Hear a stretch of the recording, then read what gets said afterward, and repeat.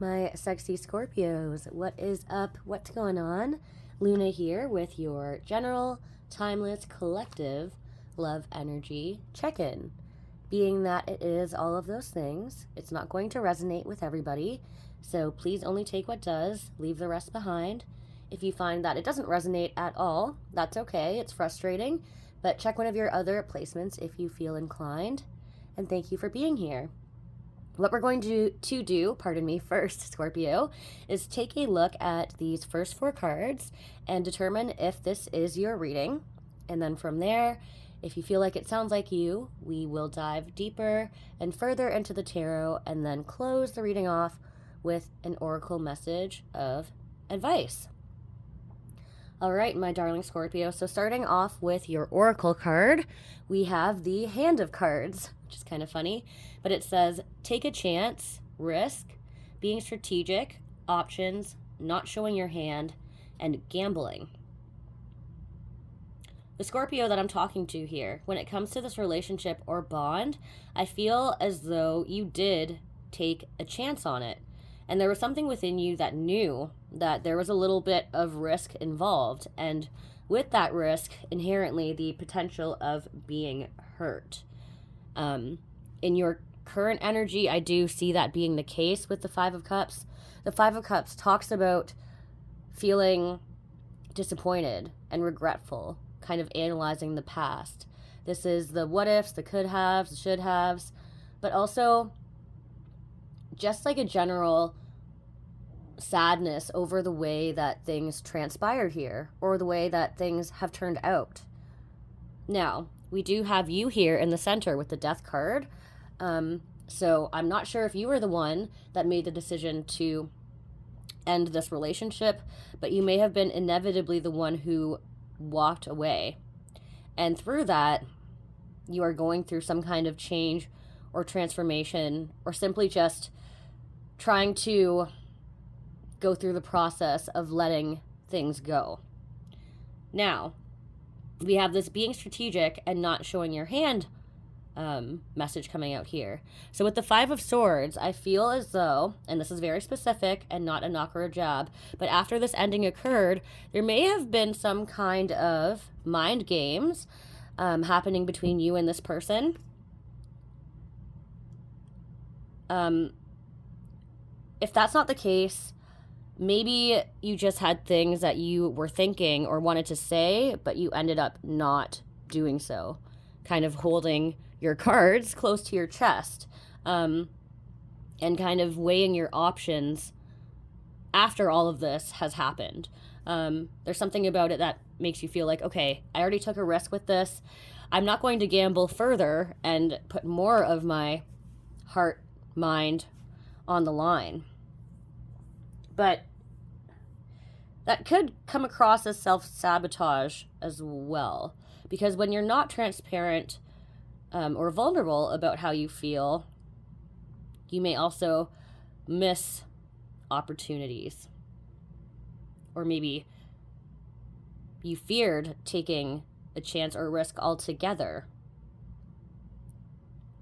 So that's going to vary for my Scorpio babies. But if that sounds like you, then stick around and let's dive deeper into this tarot, my darling. All right, so this 5 of Cups, why is that here?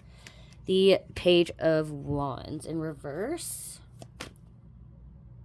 One more for that, please.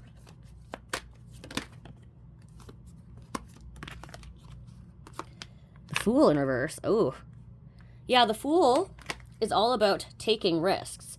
In the reverse position, it's hard to tell if you feel foolish for taking the risk or you feel foolish for not taking the risk here. I think it's going to vary for my Scorpios. But with the Page of Wands here in the reverse position, you feel like this may have also been somehow unfair or dishonest to you. Like they maybe came in very flirty and charming and passionate, which did bring you a lot of joy, but at the end of the day, not so much anymore. Maybe that's, something that also has you down in the dumps, okay? So show me this Death card, please. Whoa.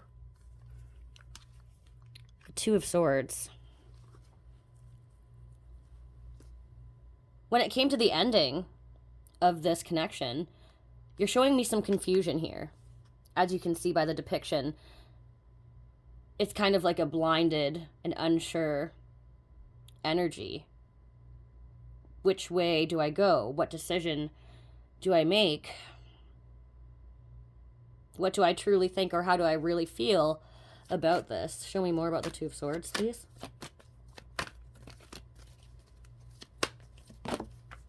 Oh, whoa, nudity. Nudity. We got titties. Cover her up. Okay. Yeah. So it feels like with the World in reverse, maybe the cycle didn't fully close the way that you had anticipated it. Scorpio, you can be very firm when you make a decision to end things or to walk away.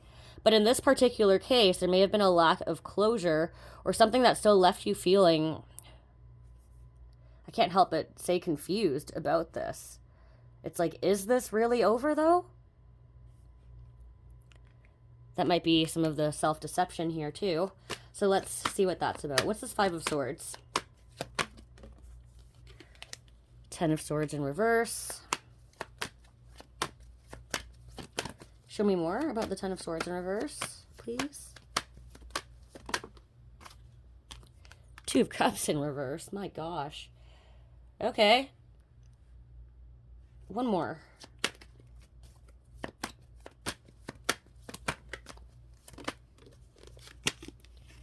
Five of Wands in reverse. Five. We have 5, 5, 5. We're missing the Five of Pentacles here. Sorry, I'm just doing some tarot math, Scorpio. Okay, so it might not be about self-sabotage after all. For some of you, it certainly is. For others of you, it's, I don't want to be honest or put my heart and mind on the line anymore, simply because, yeah, this is over, and I'm trying to heal from it and get over it. This bond is broken. I don't feel the same about it anymore. And I also don't want any unnecessary drama. I don't want to fight anymore or feel like I have to compete for this. Yeah, that's fair. Okay. So something about it still feels off, though. What's the potential outcome here? Nine of Cups. Yeah.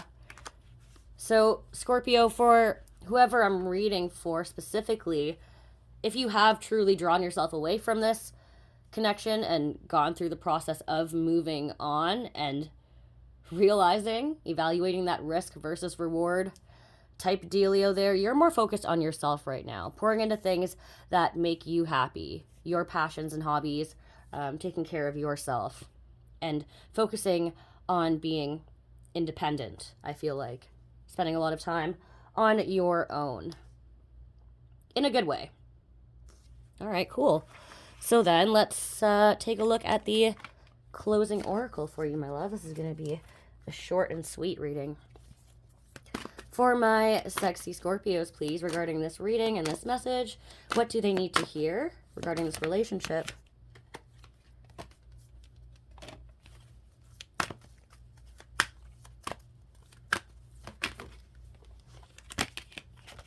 We have the Flow card.